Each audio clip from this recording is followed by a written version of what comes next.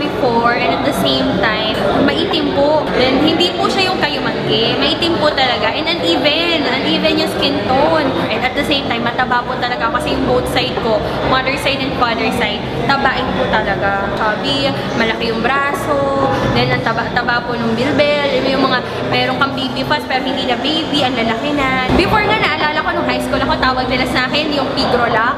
Kasi binubully ako sa class dahil nga ang taba ko. So, syempre, it hurts. Kasi deep inside, parang ako yung tipo ng tao na, o sige, okay lang yan. Kung makikipagbiruan na lang ako, kaysa naman mapikon ako. But then again, deep inside, I was thinking, paano nga ba ako papayat? Paano nga ba ako maglulus ng weight? Paano ba okay yung skin complexion ko? Kasi it really hurts inside. At the end of the day, bakit sila maputi? Ba't sila payat?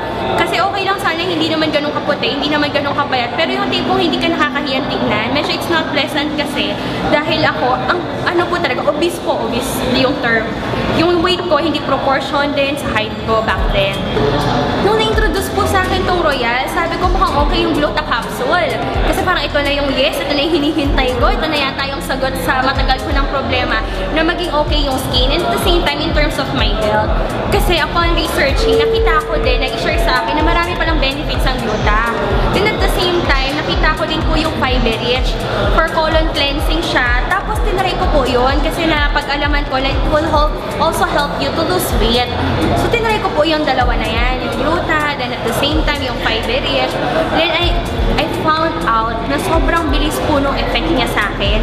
Nag-react po talaga yung katawan ko. Nahiyangan ko po siya. So ngayon, nagwa-once a day ako yung Gluta 462. And after that, sabi ko, wow, after 1 month, nakikita ko agad yung feeling na hindi ako mabilis mapagod. I felt detox. And at the same time, nakikita ko na yung result niya na nag-enhance po talaga siya sa skin. After a month. That was the time na nakita ko po talaga, sobrang hiyang pala ako sa mga product ng Royal.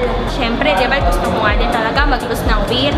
Ang nangyayari po kasi sa fiber rich, after using that one, napipil ko po, nabusog na ako. Nagiging flat po yung tummy ko, nawawala po yung mga bilbil ko na dati problema ko talaga. Sabi po nila sa mga renew, anong ginawa mo? Ba't ang payat-payat mo na? Anong ginawa mo? Bakit ganyan ka na ngayon? Before naman, hindi ikaw ba yan? Sabi ko, meron ako mga tinatry na products ngayon. Narinig mo na ba yung Royal? Kasi very effective siya sa akin. Try mo lang, baka effective din sa'yo. Kasi po, ang ganda eh. Yung pong personal achievement mo, yung enhance mo yung sarili mo, nakakatuwa po siya. Kasi for the longest time, tabain talaga ako, sama itim ako. Pero ngayon po, no, nagulat sila, sino ka ba?